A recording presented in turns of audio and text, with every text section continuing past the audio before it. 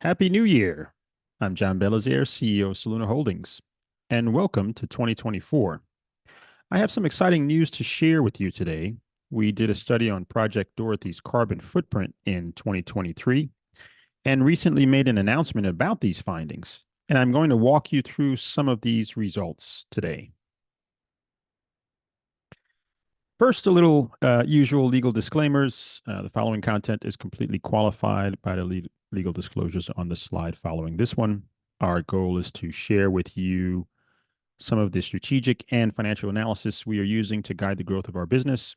The content is in line with our principles of being accountable and transparent with our shareholders.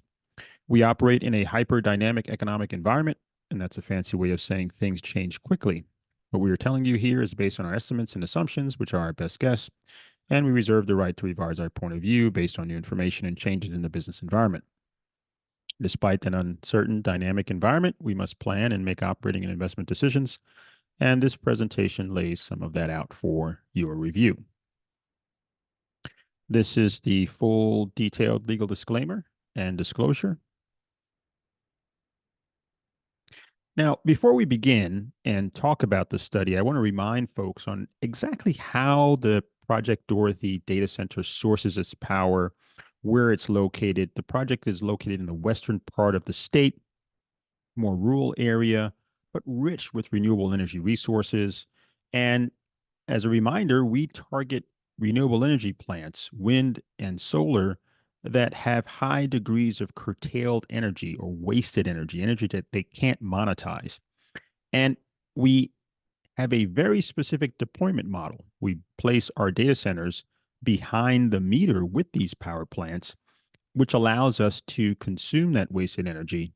And it also allows us to source power from three different locations, one of which is the curtailed energy, that's the blue line, energy that the data center consumes from the wind farm when the wind farm would have been curtailed.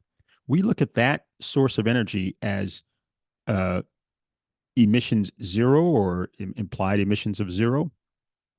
We also look at it as additionality. So that's because of our power being consumed or our data center being there, we're now able to monetize that energy. That's known as additionality, which could be a key driver for new power plants being built in the future. The second source of energy is subtractive energy. So because we're co-located or integrated with the power plant behind the meter, we're able to source power from the wind farm directly that would otherwise have gone to the grid. And then the last source is, of course, grid energy. So when we don't have enough power from the wind farm, we're co-located with a 150 megawatt wind farm. Sometimes the wind blows, sometimes it doesn't. Mother Nature determines the dispatch. So when there's not enough wind that's dispatched to us, we can source power from grid energy. And there, we're really reliant on the sources of energy on the grid system itself and the carbon footprint of those sources. So our total load is the combination of those three sources. And to analyze our emissions, our carbon footprint, what we need to do is look at those different sources, do an analysis of how it contributes to carbon emissions in that location. And that's what we did in the study. The study was done by Resurety, and the results have been fantastic. I think the key thing that we want to outline is that the study found that our emissions are 18% better than a typical data center. That's the headline. We're 18% better than a typical data center. Now, how is this analysis done? Well, Resurety essentially is a software and solutions provider, and they're dedicated to accelerating the world's transition to a zero carbon future. They analyze Soluna's carbon footprint using the metric of local marginal emissions.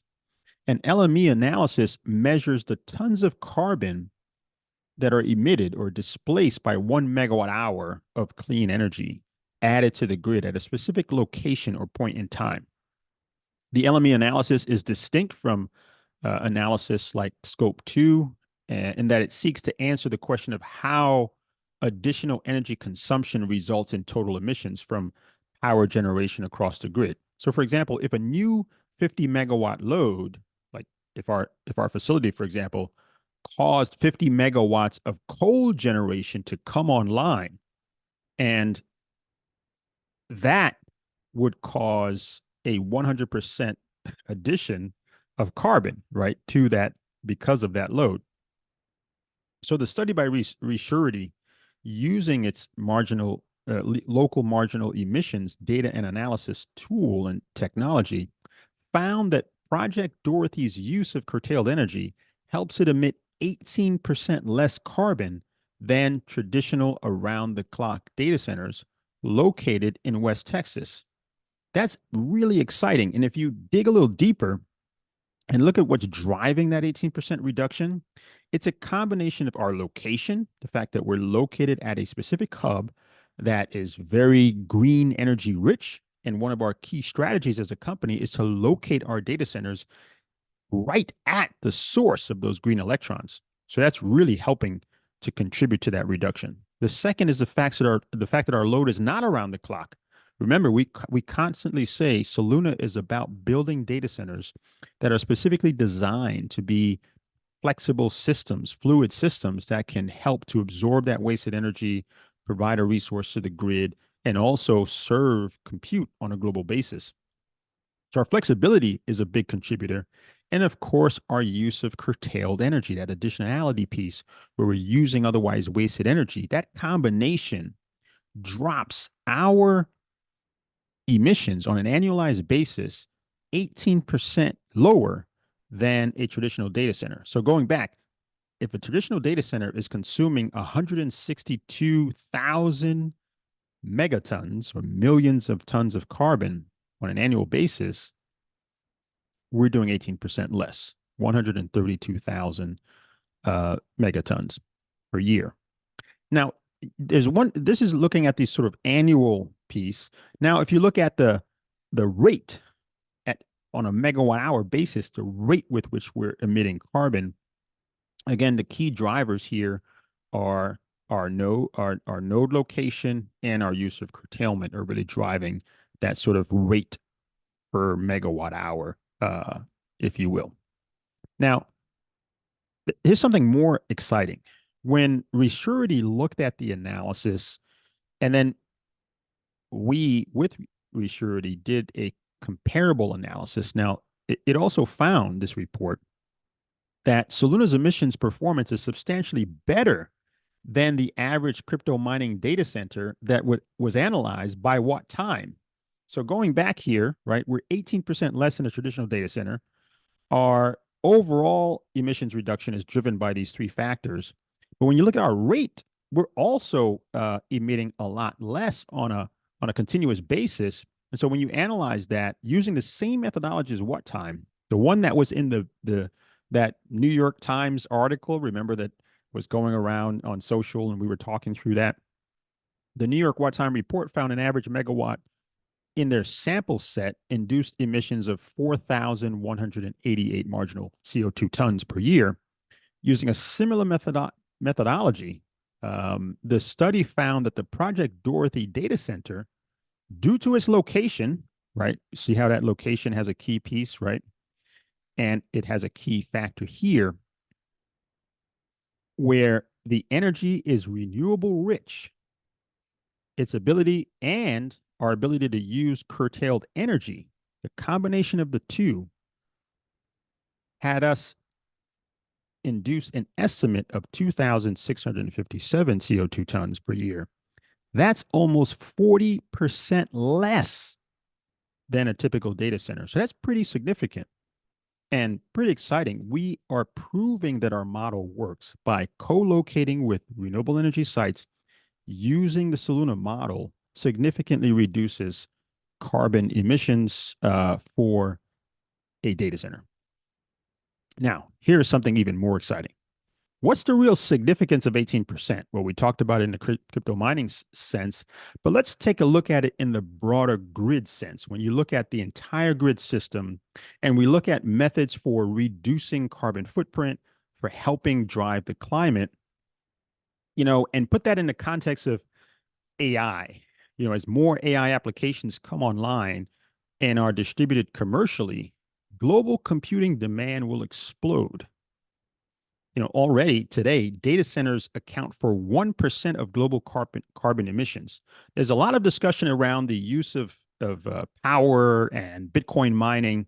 When you start to put this in the context of data centers and the explosive, almost exponential rate at which compute need will grow in the data center space, it's pretty significant. So if you look at it today, just today's level, 1% of global carbon emissions, that's about 330 megatons, millions of tons of CO2 every year. 50% of those emissions come from the United States. So over 150 megatons of carbon emissions is happening right here in the US. Now, think about a solution like Soluna's and the broad implications for what we've been able to do with our approach. 18% reduction. If you scale that and imagine every data center was able to reduce their carbon footprint by 18%, this could have broad implications for the future of computing workloads, particularly high intensity ones that require more computing power and thus more energy, aka AI and generative AI. An 18% improvement in data center carbon footprint, if you scaled that across the board, could result in an annual reduction in carbon emissions of close to 60 million tons, 60 megatons of CO2, the equivalent of 13 million cars taken off the road each year. Let that settle in for a second. What we're doing here, if scaled, could have a meaningful effect on the grid and a meaningful effect on climate change. And given the geographic distribution of data centers, nearly half of that reduction would have to happen in the US because we account for over 50% of the carbon footprint on a global basis. Now, I want to put that into perspective around how we make money and our business as a company. These findings now show how the Soluna model works. Not only are we sourcing the lowest cost of power, and that's one of our key differentiators in the space, right? Because our model allows us to source power that's green and one of the lowest costs in the space. And not only are we able to be a resource for the grid using our flexibility, but we are also setting a new standard for green data centers for mining and soon to be AI. And that's really exciting. Because as we unveil our Helix design this coming year, we'll be helping to shape the future of sustainable computing and AI and something we call renewable computing. And the other thing is we'll now be able to monetize our 2+ gigawatts of pipeline in a whole new way that helps to shape the future of climate change. Computing, as it grows, if we were to scale this, could be the technological driver that makes the grid more green. And that's really, really exciting. Thanks for taking the time. We like to say the future of AI is renewable computing. The future of renewable energy is computing. And that's what we're focused on as a company. If you like this presentation, please like it below. Everything that I talked about here in this presentation can be found in a white paper that we published along with the announcement. You can find it on our website at solunacomputing.com. If you haven't followed us on social, please do. We're at X, aka or formerly known as Twitter. We're at Soluna Holdings. You can also follow our LinkedIn page. We're at Soluna Holdings. And please join our newsletter. We publish lots of interesting research and updates on the company via the newsletter. So please subscribe. You can see the link here on the screen, bit.ly, Soluna subscribe. And if you're an investor and looking to learn more about our company, please visit our website where we have a host of different content and resources. And we have a great podcast that covers this report as well. You'll find the link in the comments and lots more to come. Thank you so much. And again, thank you for all of our investors for being patient with us and supporting us over the last 18 months. And look forward to exciting things ahead.